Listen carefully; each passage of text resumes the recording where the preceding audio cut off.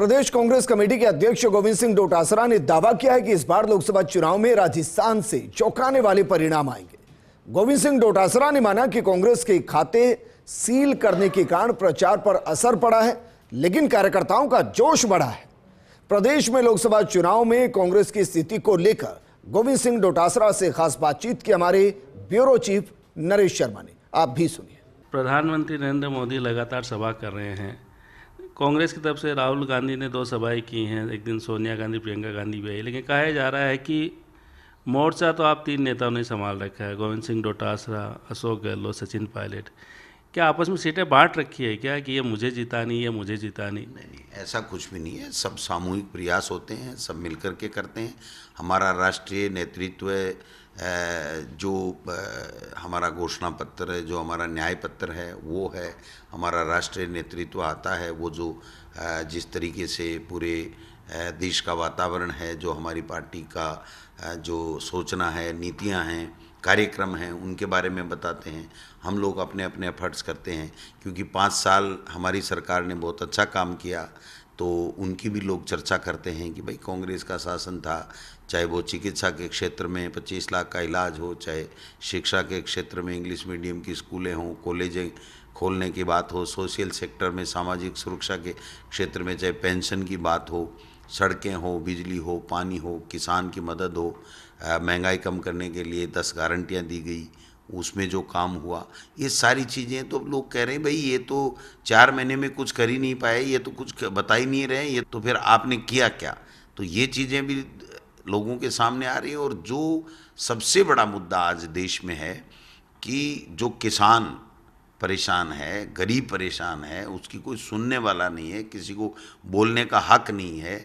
चाहे जिसको जेल में डाल दो, चाहे जिस पे मुकदमा कर दो, जिसको डरा दो, धमका दो, नफरत फैला दो, धर्म के नाम पे, जाति के नाम पे, संप्रदाय के नाम पे। तो ये जो तानाशाही जो चल रही है उससे सब लोग परेशान हैं। और ये कह रहे हैं कि भाई जब यूपीए सरकार थी तो चाहे राइट टू एजुकेशन की बात थी, राइट टू फूड की बात थी, फूड सिक्योरिटी एक्ट ला करके अनाज दिया गया, और जो दूसरे कार्यक्रम आप देख रहे हैं, मनरेगा, रोजगार दिया गया।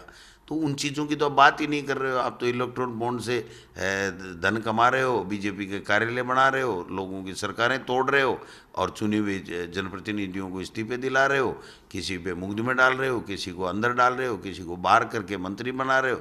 तो ये देश में चल क्या रहा है? तो ये सारे लोग कह रहे हैं। और अभी जो माहौल बना हुआ है पूरे प्रदेश में, मैं दावे के साथ कह सकता हूं कि बीजेपी से हम लोग आगे निकल कर के जाएंगे और चौंकाने वाले परिणाम होंगे। और चौंकाने वाले भी इतने होंगे कि इनकी समझ में नहीं आएगा। ये हो सकता है कि जो पर्ची से सरकार बनी है इसकी दोबारा कहीं लोकसभा चुनाव बाद में पर्ची चेंज केंद्र को, बीजेपी को नहीं करनी पड़ जाए, ऐसा भी शंका लग रही है। तो जी एक और सवाल आपको थोड़ा सा ऐसा लग सकता है, कुछ सीटें तो ऐसी है जिस पर कांग्रेस मजबूती से लड़ रही है, लेकिन अगर पूरे प्रदेश में प्रचार प्रसार देखें, कई जगह ऐसे हैं कि कांग्रेस के झंडे बैनर भी नहीं दिख रहे हैं, भाजपा प्रचार में कहीं आगे दिख रही है।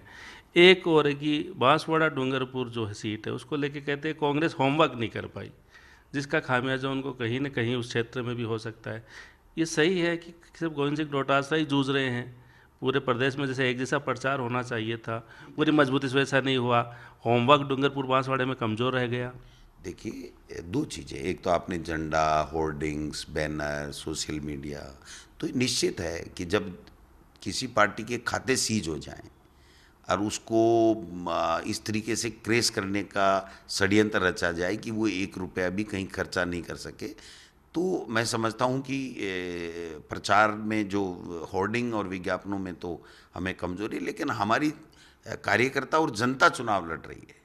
इनके केवल होर्डिंग दिख रहे हैं, जनता नदारद है इनकी मीटिंगों से, इनके कार्यक्रमों से, और हमारे जनता आ रही है, होर्डिंग गायब है।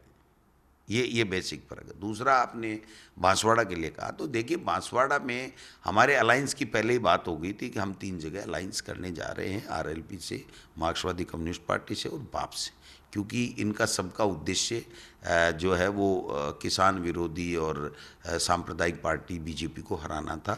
और हमने प्रदेश ने सहमति दे दी थी, लेकिन अन्य स्टेट्स में कई तरह की दिक्कतें आने से बाप से अलायंस हमारा समय पे नहीं हो पाया, तो हमने कैंडिडेट उतार दिए। उसके बाद में ये तय पाई हुआ पार्टी लेवल के ऊपर कि आप स्टेट लेवल के ऊपर आप देख लीजिए, तो प्रभारी जी ने पार्टी हाईकमान से बात करके ये कहा कि भाई हमको बीजेपी को हराना है, क्योंकि हमें लोकतंत्र बचाना है, संविधान बचाना है, और हमारी जो है वो लड़ाई बीजेपी से है, क्योंकि आप बाप का भी यही है कि भाई हमें बीजेपी को हराना है और बीजेपी सांप्रदायिक पार्टी है, इन सांप्रदायिक ताकतों को हटाना है। तो फिर ये तय हुआ कि भाई हमें उनका समर्थन देना है, समर्थन की घोषणा हो गई।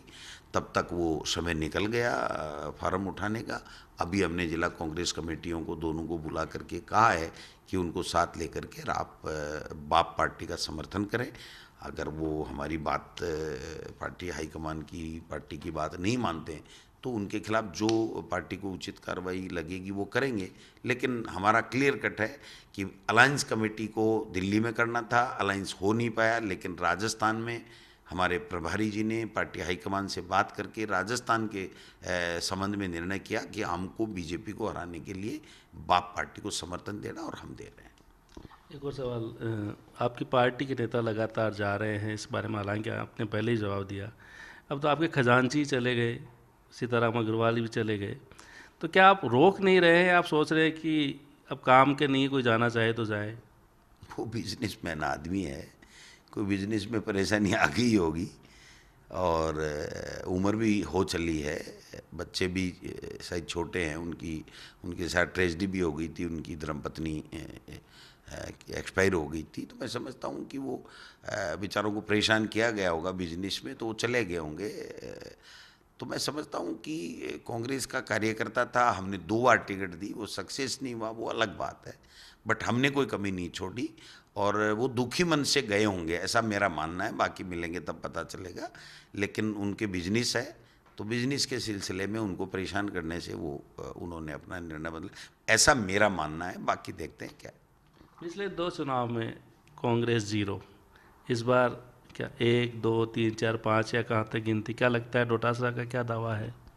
बीजेपी से 1 भी ज़्यादा हो, ज़्यादा सीट आएगी, ये मेरा आकलन, मेरा दावा मान लीजिए। मेरा जो अनुभव है, वो जो मैंने घूम के देखा है, लोगों के आंखों में पड़ा है, चेहरों पे देखा है, लोगों का जो जुनून और प्यार जो कांग्रेस के प्रति है, राहुल गांधी जी की भारत जोड़ो यात्रा, राहुल गांधी जी की न्याय यात्रा, उनके मुद्दे, हमारा न्याय पत्र, खड़गे साहब का भाषण, और हमारे यहाँ स्टेट लीडरशिप की एकजुटता के साथ में जो हम काम कर रहे हैं, ये सब चीज़ें मिला करके हम लोग बीजेपी से कहीं अधिक आगे हैं। तो मान के चले तेजल सुपर डुपर पे एक बार फिर डोटासरा जी इस सफलता पे डांस करते नजर आएंगे? वो तो जनता निर्णय अच्छा देगी तो निश्चित रूप से। तेजल सुपर डुपर तो हमारे लोक देवता हैं, तेजाजी महाराज, तो उनके तो उसमें खुशी में कोई दिक्कत ही नहीं। हमारी संस्कार, हमारी संस्कृति है, हमारी परंपराएं हैं। तो पीसीसी के चीफ गोविंद सिंह डोटासरा, जिन्होंने राजस्थान में लोकसभा चुनाव के पहले चरण से पहले तमाम मुद्दों पे बात की है, किस तरह उनकी रणनीति रही है, क्या उनके दावे हैं, ये भी उन्होंने बताया है। अब ये दावे कितने सच साबित होते हैं ये तो जब 4 जून को परिणाम आएगा तभी पता लग पाएगा। लेकिन हाँ, ये ज़रूर है कि शेखावाटी के एक छोटे से क्षेत्र से निकले गोविंद सिंह डोटासरा आज प्रदेश में कांग्रेस को बेहतर तरीके से चुनाव लड़ाने की कोशिश कर रहे हैं, और उनकी कोशिश है कि जो 0 का आंकड़ा पिछली 2 बार कांग्रेस के पीछे रहा, उस आंकड़े को पीछे छोड़ा जाए और राजस्थान में कांग्रेस को सफलता दिलाई जाए। कैमरामैन यश के साथ Naresh Sharma, first India news.